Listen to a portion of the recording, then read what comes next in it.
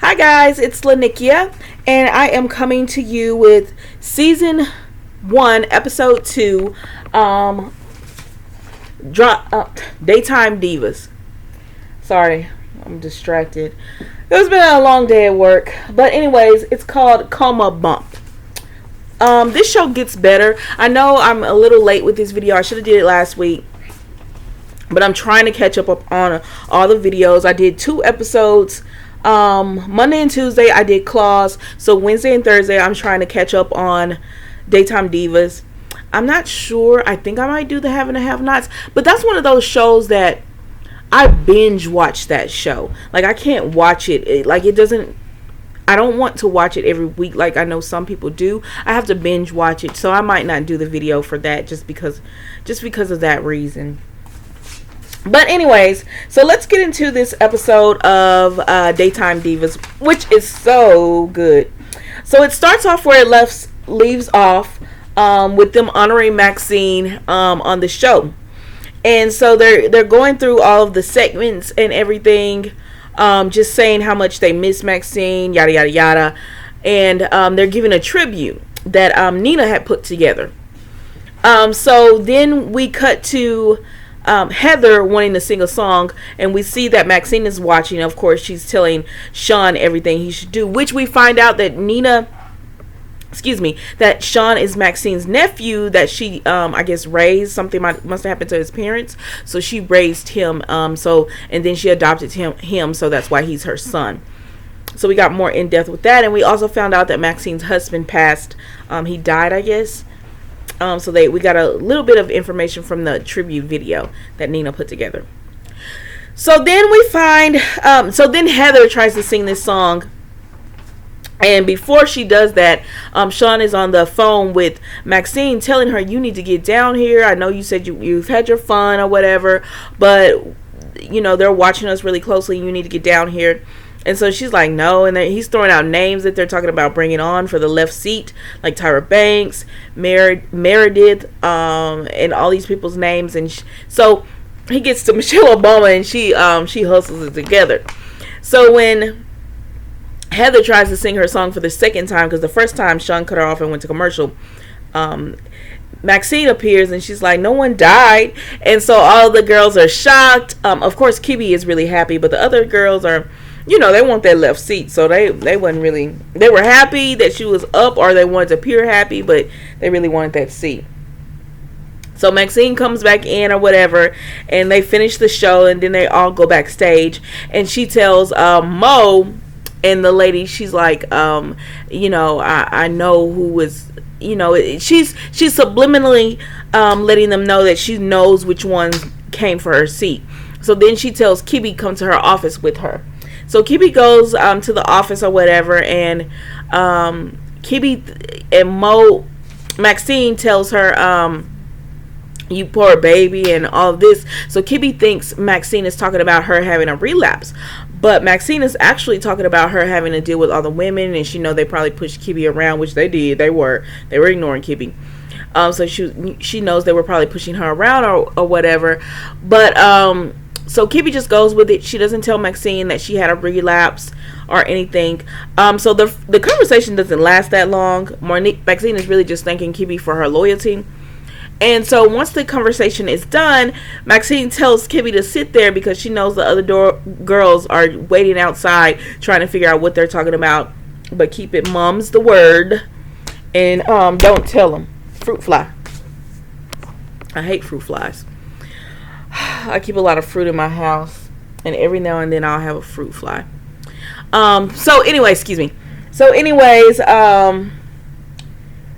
so then we get to Kibby leaving, and all the girls, of course, they ambush her, and she does what Maxine says, because Kibby is the one lady that Maxine could probably truly count on.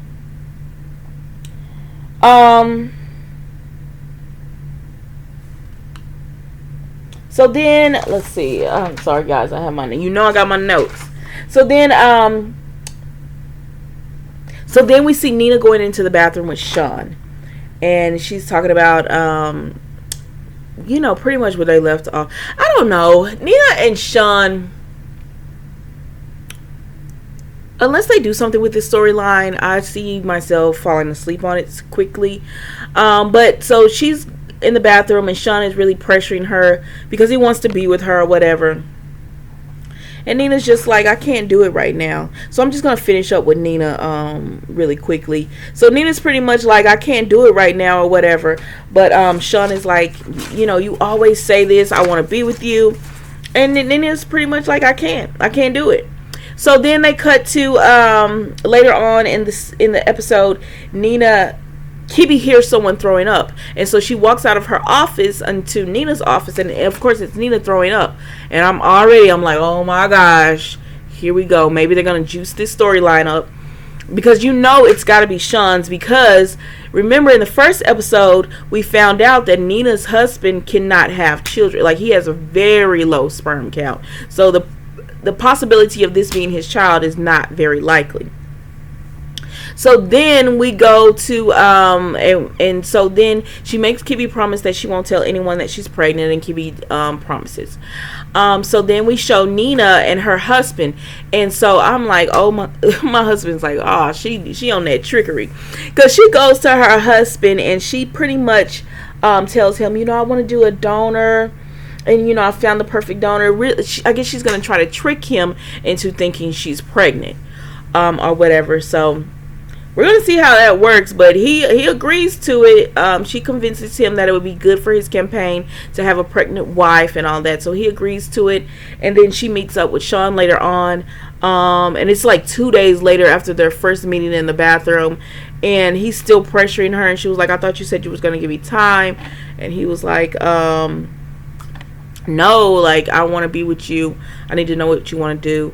And so she tells Sean that she's pregnant, and really that's the where the conversation ends. And when he goes to try to talk to her later on in the episode, her husband's coming out, and so they both say, hey, we'll talk Monday, because what you gonna do? You can't tell her husband. So that's Nina. They're gonna have to do something with Nina, because sometimes, like, by the end of the day, my natural hair is just like, whoa. So sorry about that. Okay. So anyways, oh my god, that is killing me. But I'm going to finish this video because I'm going to try to make it shorter. So anyways, what they do next, so then we're going to go to Kibi. So let's just finish Kibi's storyline out as well. So Kibi in this episode, of course, is Maxine's favorite, but she feels a lot of pressure from that too, because she's so grateful for Maxine. And there can also, how you can be so grateful for someone doing something for you that you don't want to disappoint them. So she's applying all this pressure on herself to actually be perfect, and she's human. So we see her throughout the episode talking to her girlfriend, and they're FaceTiming. So we go to one part of the episode where Kibi is talking to her girlfriend, and then she's just telling her that she didn't tell Maxine. And her girlfriend was like, listen, Maxine just came out of coma. She ain't trying to hear your personal problems. So you did the right thing not telling her. So Kibi agrees, and then she goes into her dressing room, and her sister is in there. And her mother has made her sister miss school because, in episode 1, her mother asked Kibi for money, and Kibi said, no, I'm not giving you nothing. Well, now the mother has brought the sister in, and she knows Kibi has a weak heart for the sister. So, of course, Kibi gives her money, and the sister apologizes, and she's like, it's not your fault. I wish I could get custody of you or whatever. And the sister was like, I wish you could too. So that's how the scene ends with them. And then later on, we see that Kibi meets with her mom. And again, she's telling her mom, like, that was real foul. You brought my sister in this to try to get money out of me. And she was like, well, when I asked you for money, you talked about a restraining order. So I guess the mom said, it is what it is. I needed that money. So anyways, then Kibi is on her way home because she was supposed to go to the gym. But anyways, with the mom, she just lets the mom know that she wants to get custody of the sister, and the mom pretty much laughs in her face like, who gonna give custody to you? Because Kibi had all those drugs problems and all that, which I don't know, we'll see. But then Kibi is on her way home, and she's talking to her girlfriend about her mom and everything, and her girlfriend is pretty much like, it'll be okay. She's reassuring her. And then the girlfriend says, "Are you on your way to the gym?" And Kibby's like, "Nah, the girl who's supposed to go with me canceled on me. So I'm and the girlfriend was like, "Where are you?" And I was like, "Oh shucks." And when Kibby walks in the door, her girlfriend is with the guy from last week's episode. So I'm like, "Oh man." And that's how that pretty much relationship ends with them. And then that's the last we see of Kibby is her looking across the street, and these people are doing drugs and they're drinking and all that. But she pulls up an Alcoholic Anonymous, I guess, search to find all the different meetings. Which I hope they keep Kibby on the. I like her character, and I like the young lady who's playing her. I'm not sure of her name, but I do like her on this show. So I hope they keep her on the straight and narrow, but because I would like to see them grow this character into a main player among the women's, because she's so young that I think they would underestimate her. So, anyways, let's go. God, who do I want to go to? Let's go to Heather. So Heather, of course, you know, she's the good Christian girl or whatever.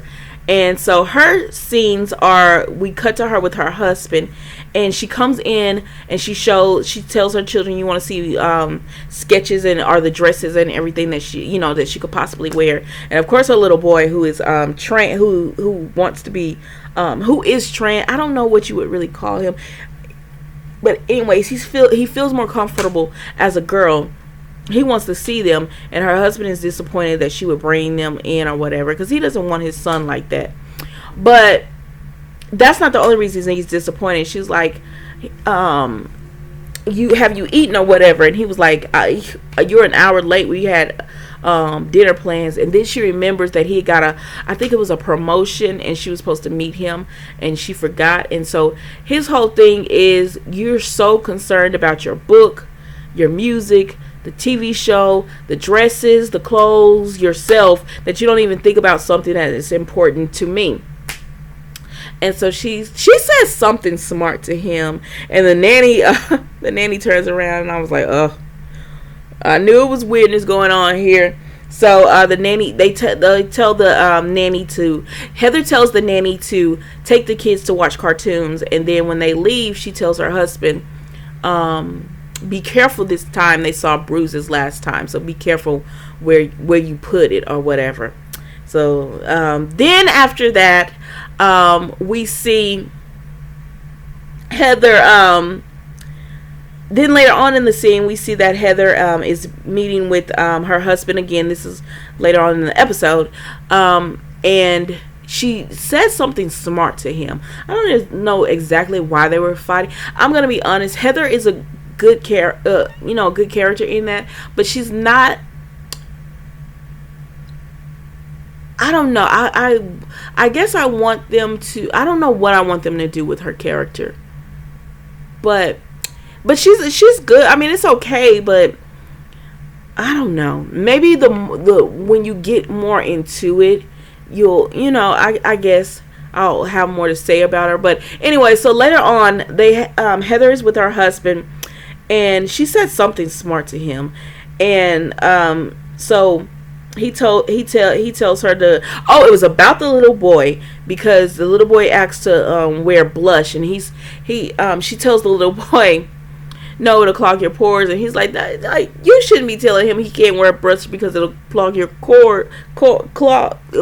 it'll clog your pores. You should be telling him he can't wear blush because he's a boy. Oh, excuse me, y'all, I got tongue tied. I don't know why I keep forgetting my water.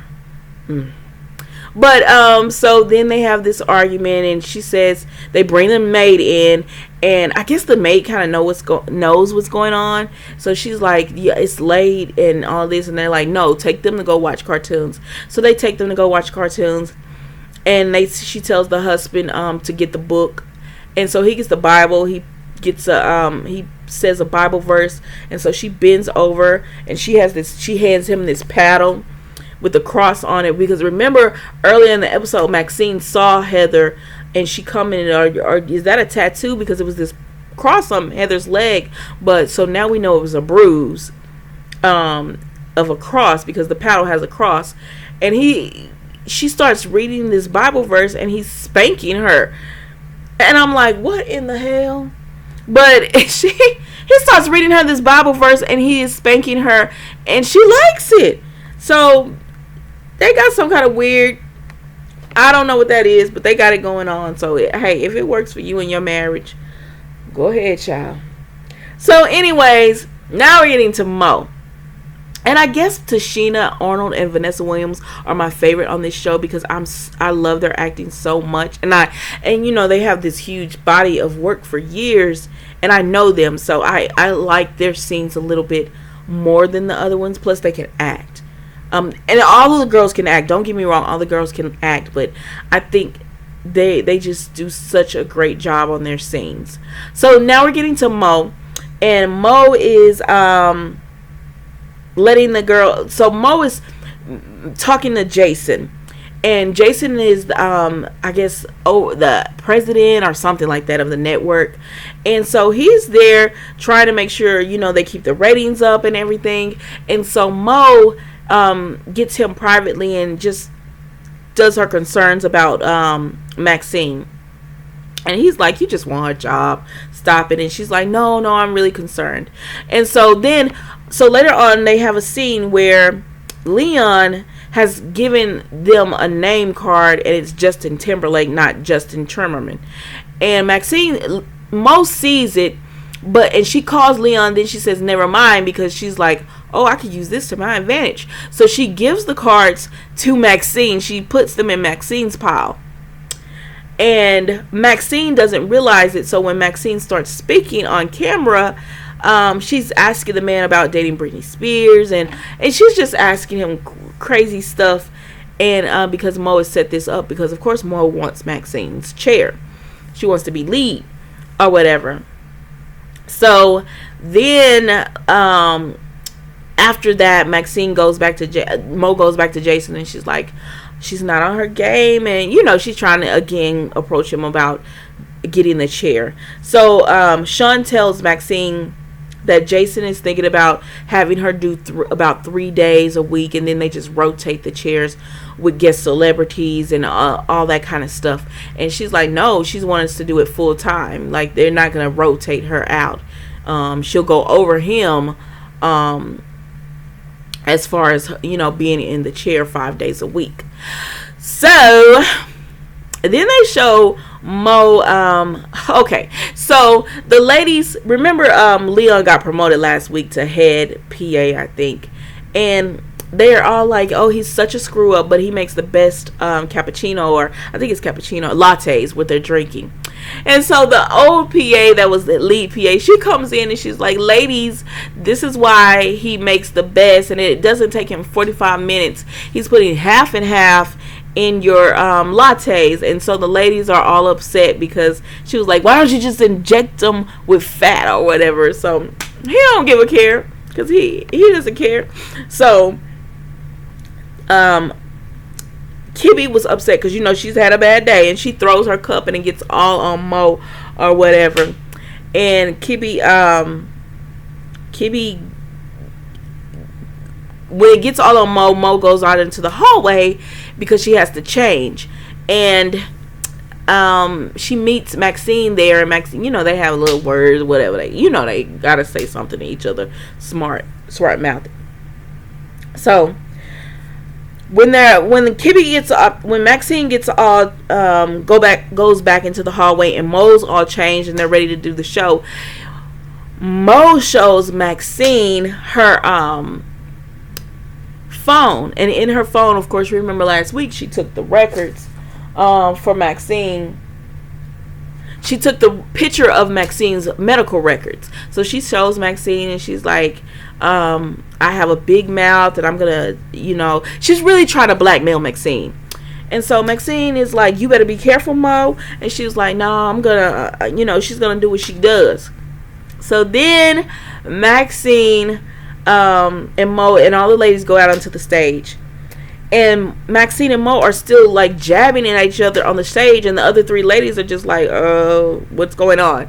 But finally Maxine shuts Mo down, This is why I love Vanessa Williams. Like, she can play this role all day long, like in Soul Food and Ugly Betty. Like, this is the role for Vanessa Williams, because in real life she's so sweet that when I think that she gives it her, well, she always does, but she really gives it her all in this, because it's so different from her personality.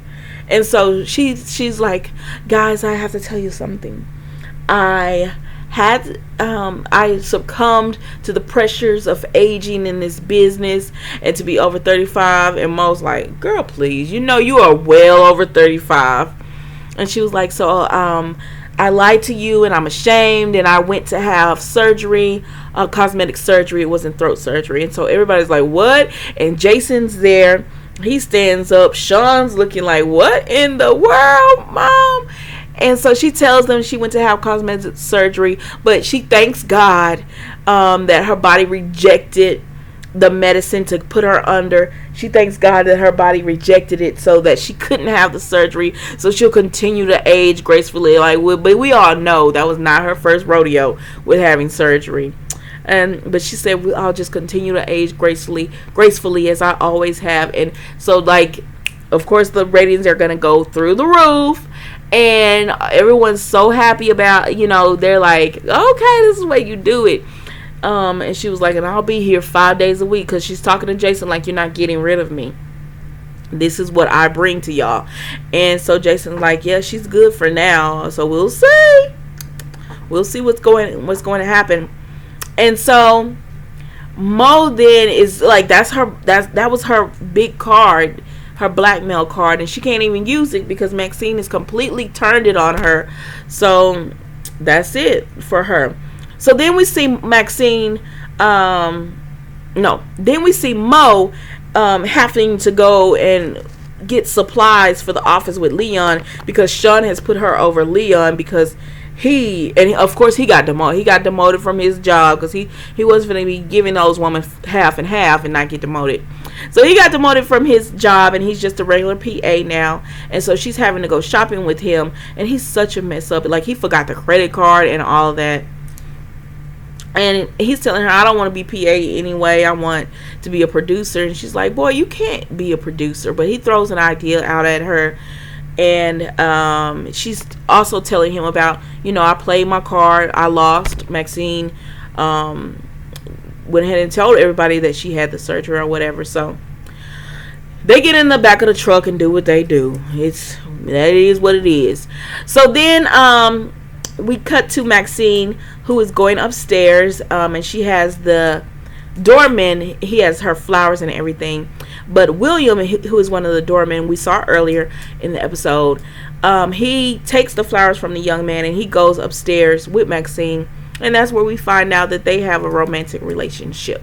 So, yeah. So while he's down there, which William should have stayed downstairs, because while he's upstairs with Maxine, Kristen Johnston, but anyway, she played on 30 Rock, she played on The Exes. She's such a great actress.